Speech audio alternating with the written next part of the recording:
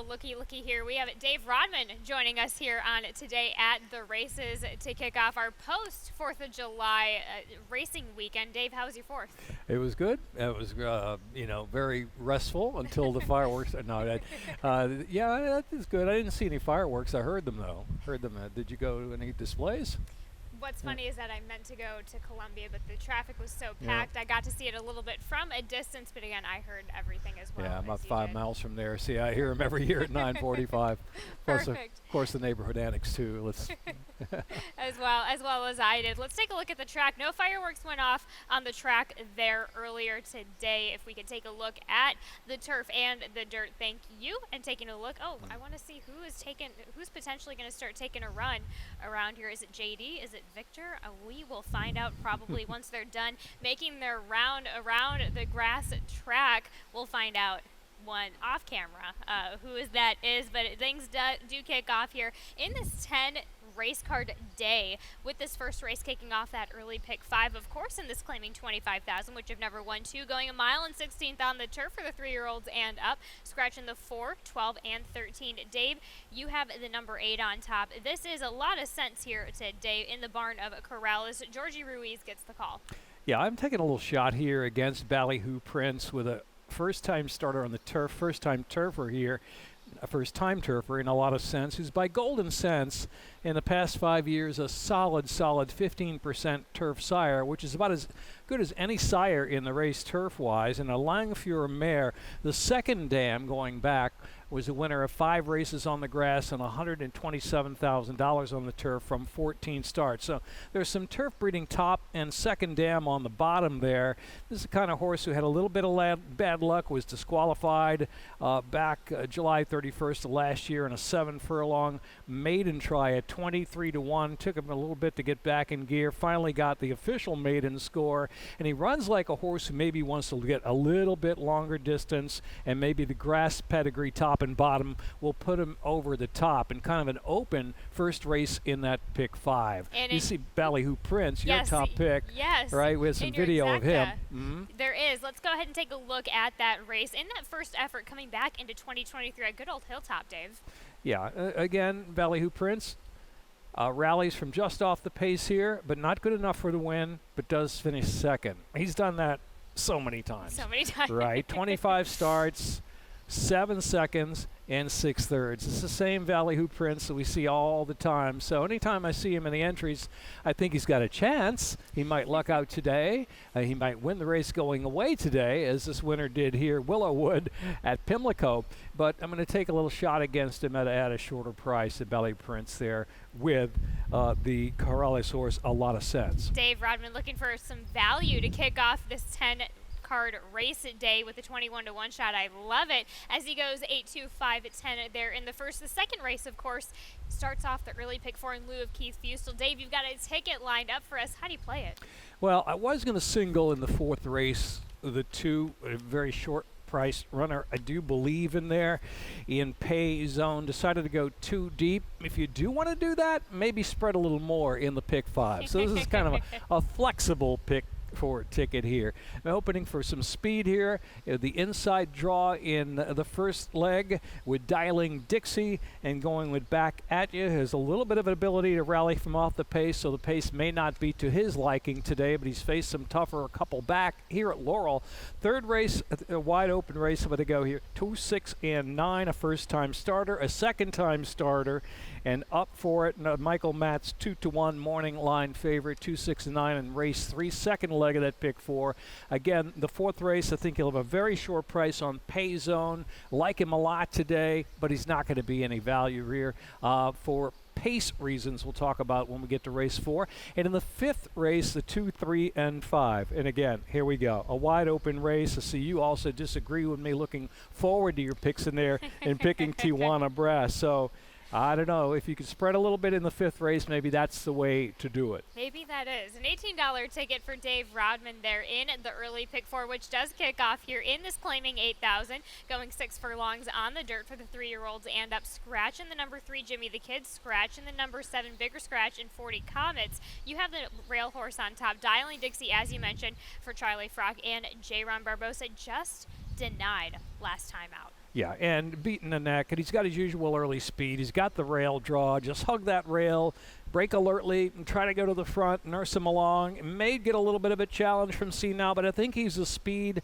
of the speed in this spot. The horse that beat him last time out in the photo charged to victory, came back with a next out win after that nickel score at Pimlico Crosstown on May 27th at a higher level. And Snake Frock does well with second layoff, a positive ROI for that move for Snake Frock. March to May to now for Dialing Dixie, speed down to the inside. I do have a feeling that the 2 is going to be a little bit overplayed in here. He's probably going to be the one to try to pester the 1. And back at you, a horse is won here at Laurel. He's placed a couple of times at Laurel. 6 last time out at Delaware Park. I'll toss the Delaware race, but his last 3 races prior against much tougher, actually 4 races back. His last 2 at Laurel back in April and May. Tougher company there. He Hate Me, Alpha Cairo. His last 2 Laurel attempts, I think, a little bit over his head. He's back in a prime spot today for Rudy Salamon and Axel Concepcion. So I'm going to use both of those in the first leg of the 50-cent pick 4. Once again, Dave Rodman giving us a little bit of value against a horse that might be taking in all of your money. With Dialing Dixie, the rail horse, being his top selection to kick off the early pick 4. And race number 3 is a nice little maiden special weight, going short on the turf for the girls at 3 to 5, scratching the 8 T Rose, the 11 Kentucky Rain, and the 13 All I Want Is You. When you go with a 19 Amendment for Mike Trombetta, very fitting after post to 4th of July with Johan Rosado, just again similar situation, inside speed, just getting denied last time. I think they probably worked on this filly a little bit, hopefully at the starting gate. She was a bit unruly behind the gate, but for a horse that was unruly, had a good early speed, made the lead in that spot in a 22-3 opening quarter, 46 half-mile fraction over at Pimlico. And if she can just keep her mind on business today, she's just learning, maybe take them all the way in this spot. I thought an exceptional run, first time out for the Constitution filly. Number 6 is a first-time starter from Arnaud Delacour, and the workouts really caught my eye, Callie. Yes. The bullet work at Fair Hill on June 25th, and looking at the horses that worked that day on June 25th, another Arnaud Delacour horse, maybe they work together. Opus 42, that horse worked 49 3/5 of a second. Was the second best workout of the day. Opus 42, a recent second in the Delaware Oaks. That's the positive. The negative is her sire, Air Force Blue, with first-time starters, 1 for 62. Yeah, that's the only thing. But there's turf there for this filly and the works to back it up as well. I think maybe she will need a little bit longer.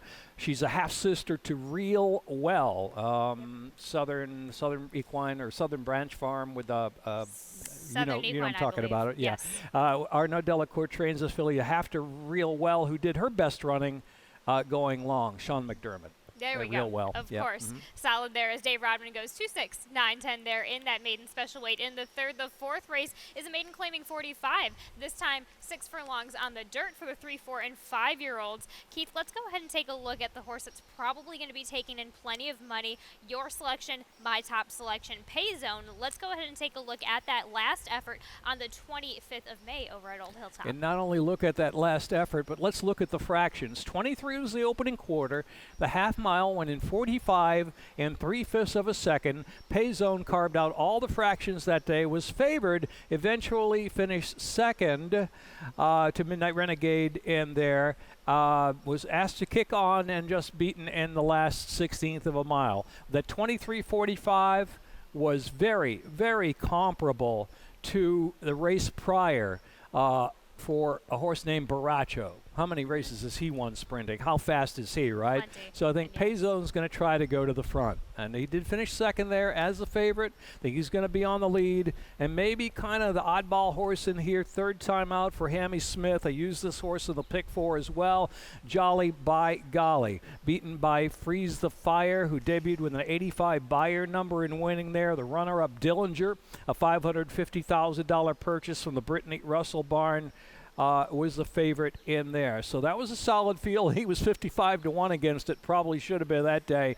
But dropping in for the tag for the first time, a high tag of $45,000. The Kentucky bred may show a little bit of a different dimension and more fit this time out, having faced a couple of tough runners first out. Rebellious Stage, another Brittany Russell runner there, was third with some trouble in the debut.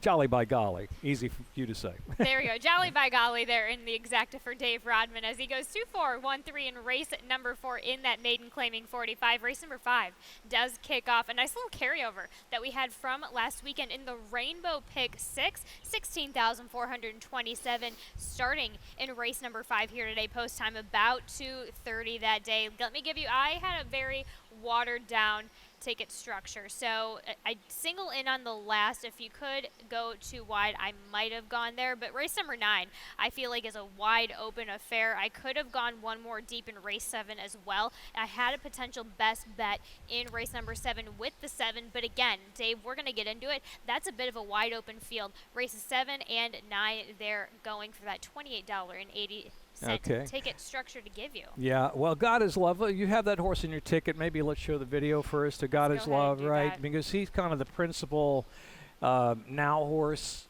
I tell you what, when he came on the track last time out, I was very impressed by his looks. He's a big, nice gray, dappled out. He had a pretty easy trip in this race, so to speak. I mean, he made the lead, then he was challenged. Horse to the outside comes to him. He looks like he's going to run second or third here, but right here he re-kicks in the red circle there.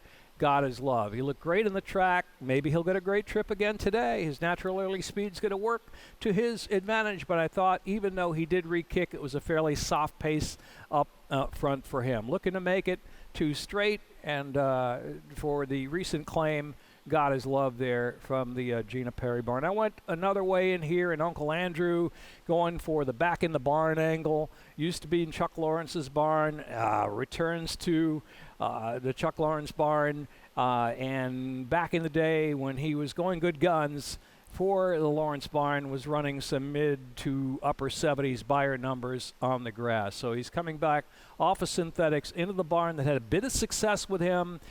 He's had some speed on the synthetics, so maybe he'll be the one to stay close to God is Love, maybe press, and we'll see what happens from there. You also have Backwoods Boogie. Touch a little bit on Backwoods Boogie in your exacta for Mary Epler gets Horacio Caramano. Yeah, he was 6 in a sprint last time out. He just doesn't have that 5.5 type speed to keep up. And he's stretching out today to the distance of ground of the mile. His best races, numbers-wise, were going long on the grass. You kind of don't see them on the recent past performance. You do see a couple of them there in the past performance lines, but his way back numbers on the grass kind of put him in the mix.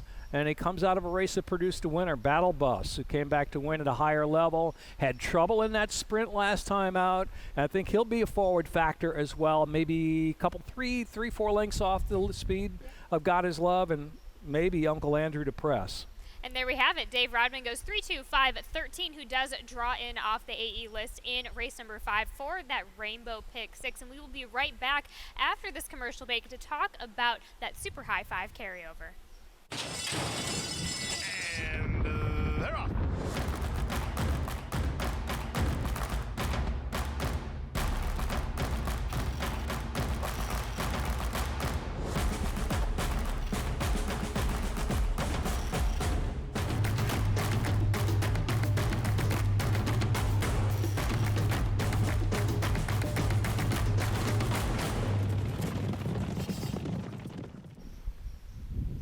As promised, we do have that super high 5 jackpot carryover, 11,237 in race 6 and only in race number 6 nearly every day here in Maryland at Laurel Park for this summer, and it is in this maiden claiming 20,000. This race also does start the late pick 5, and Dave, you and I both land on the number 6 Infinite Series for Anthony Ferrier, gets the blinkers on, also gets Arnaldo Bocachica for the second time. Yeah, not only do we have the top pick the same, but the second pick the same We do. in sweet syntax. But looking at the running line Infinite Series, First time out for Anthony Ferrier in the barn switch at Charlestown on a wet, fast track.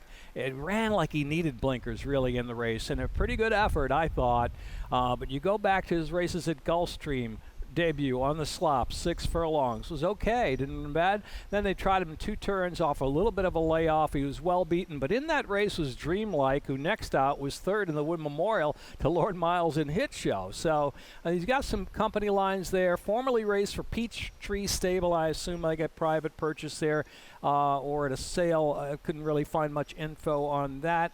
But the Infinite Series, second out for Ferrier. Blinkers going on today. And I thought visually, oh, yeah, he needs blinkers type effort. Yeah. And getting back to that shorter distance certainly will help to that added effect. You also have the number 2. Worth mentioning, I have to feed Desprez, who is, of course, 1425, $735,000. You follow Maryland Racing, you know her name. Editorial, you go, oh, editorial, what? And well, he's 4 for 11 with first-time starters. Decent gate work, May 17th here at Laurel. To a horse named Wind Event, who also runs to Jerry Robb, who ran an okay fourth in debut here last week to, I believe it was Dillinger, yes. the Brittany Russell odds-on favorite. Yeah. Of course, as Dave Rodman goes 6-2-5-1, I go 6-2-9-1 there in that starter race. Race number 7 that does kick off the late pick 4 also is in this claiming 16,000 for the girls 3 and up, which have never won 2. A mile and an eighth on the Laurel lawn here. Scratch in the number 4, 8, and 12. You have the number 10, Heartburn, and you have a nice little stat that you picked up on this Rudy Sanchez Solomon starter. I thought you were going to say I have heartburn. Well, I may if he doesn't win, but 5 years, 5 of 20. He goes to Jorge Ruiz this time, Rudy Solomon, right? This horse ran a big effort here, June 9th at Laurel. We'll get to that in a minute. But Rudy Solomon teaming up with Jorge Ruiz the last 5 years. They don't do it much. 29 tries together, 5 for 29. And a positive return on investment. The horse has been knocking at the door, a little trouble prone last time out, a little trouble early in the race, and went on to finish a willing and a fighting third. I like the fight in this filly, and she gets an extra eighth of a mile today. She did 2 back at Pimlico when she was on the lead and finished third there. So I think she'll be forwardly placed again, maybe not using all of her energy early, leaving it up to Jorge Ruiz maybe to make the best move with this filly. And he's been riding so good lately. I don't know if you saw the Delaware race the other day. I did. Oh, wow. But naturally, I didn't see the race, but it doesn't surprise me because Georgie goes out there on the turf rides, and he makes the race happen for himself. So I'm assuming it's just a trend. It's what he does on the turf. So very, very good to see, and I like that pick, especially picking up that Georgie is on for Rudy Sanchez Solomon, and when he hits, they hit pretty well. You also have a sing-along for Bob Caceres, gets Horacio Caramanos on the rail this time in this effort for your exacta. Yeah, she's there when I need her, she's not there, and then when I get against her, she's 4-1. Here she comes at Laurel. Loved her against Believe in Freedom at 26-1, and came back off the turf race in New York last year as a 3-year-old. Then she pops in at 4-1. This is the second race after the layoff. She's got some talent in here. Good inside draw. These route races on the grass, the inside, I think the one hole hasn't been super in stats, but you stay down inside there and save some grounds on the turns, and she's got kind of a script written out for her here to run a big race. Horacio Caramanos for Bob Caceres. I just picked this up in my third manager form, but 9 for 21 on the turf when they team up together. 43% in the winner's circle, and as Dave Rodman goes 10-1-9-7 in a bit of that wide open affair in race number 7. Now let's kick on to race number 8 in that starter optional 12-5, going a 1-turn mile here on the dirt for the 3-year-olds and up. No scratches here in this one. You go with the 2 up against it for Robin Graham with Horacio Caramanos on. Yeah, earlier mentioning a turf horse is back in the Chuck Lawrence barn. Certain horses thrive for certain barns, and Robin Graham reclaimed up against it for 12-5, 2 races back. Obviously, that turf race maybe not to his liking, but this is second back in for the price at which he was claimed.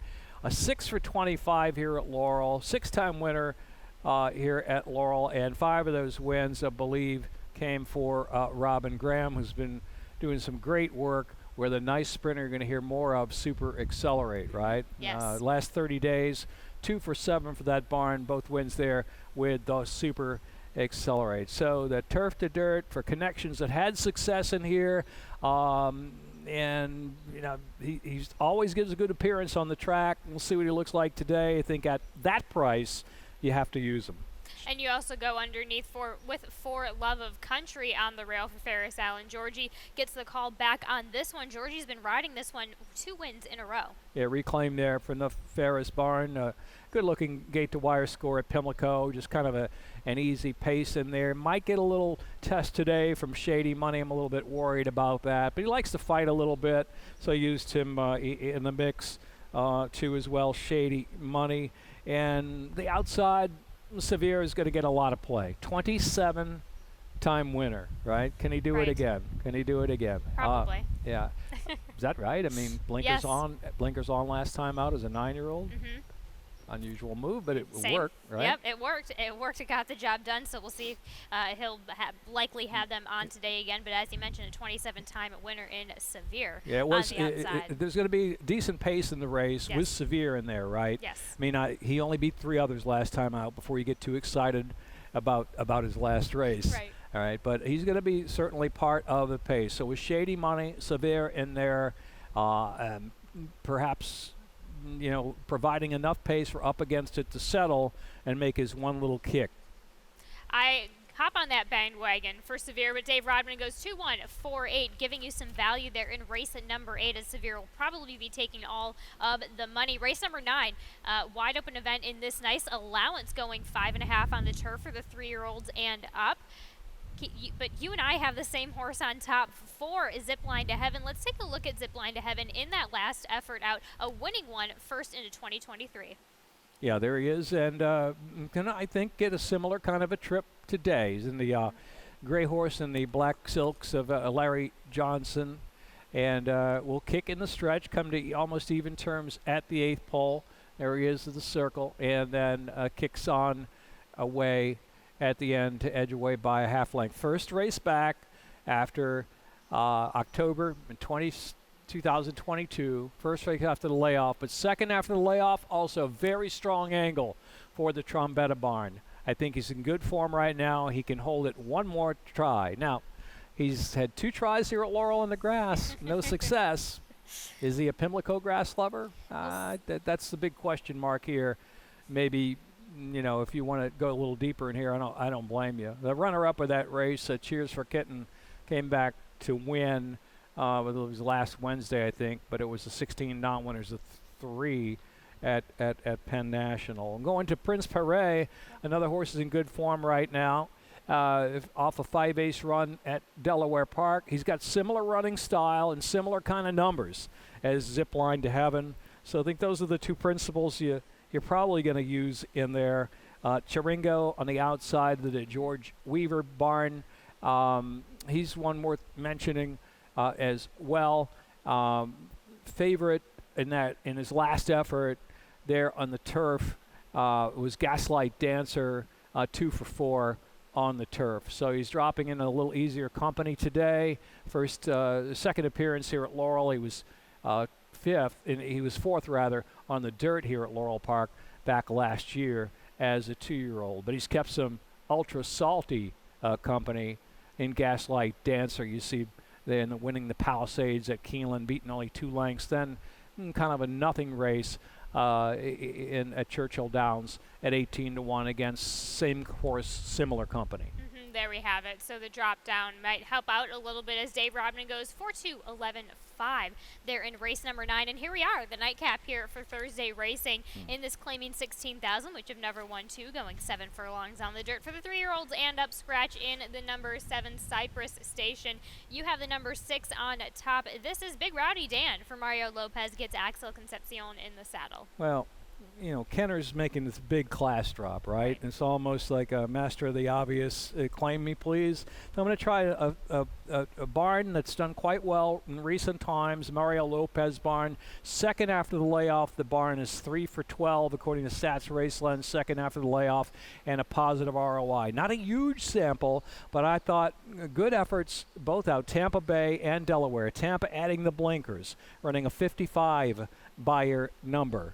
Now, certainly doesn't match up to Kenner's best number, but it's pretty close to Kenner's last number there on the grass. His numbers and his talent have been up and down throughout his career. Worth mentioning Sheldon Russell on number 3, Veil of Honor, right? I know La Boca Chica riding earlier, but I guess he's headed out of town. So Sheldon, let's go to Sheldon with Anthony Ferrier's deep closer type first off the claim in Veil of Honor. With a 6-horse field, will there be a tremendous amount of pace in here? I just kind of don't see it, right? You would suspect that Kenner's going to try to go, but where was his speed 2 back at Laurel for non-winners of 2? Beaten favorite there against Amity Road. He never made the lead in that spot. So I think Big Roddy Dan's going to be close. Federal Offense, a horse you like in here. I would like to have seen a little bit more last time out, right, from him. He just didn't fire at all. Kind of liked him in that spot, and he couldn't hit the board in there. No, it's super wide trip in that effort, so I gave him a little bit of a buy, and I also do like Forrest getting back on this one for Marilyn McMullen. 3 seconds in the last 4 rides that they've hit up together on the dirt together, so there's that as well. But it's going to be funny in this last race, since it seems like there's no speed. We might have a couple up there in the mix, since it looks like on paper that there's no real true significant speed. So we'll see what happens there in the last. Yeah, I mean, Kenner 2 back did not make the lead in the race I thought he'd be forwardly placed in. So I think with Axel aboard, he's a send him. Exactly. And I think Big Rowdy Dan's going to be on the go in race 10. And as we have it for races 1 through 10 here on Thursday's race card, and we're going to get me off the desk, and we're going to get Dave here to give you a little bit more info on changes and scratches. Changes coming up. Good luck.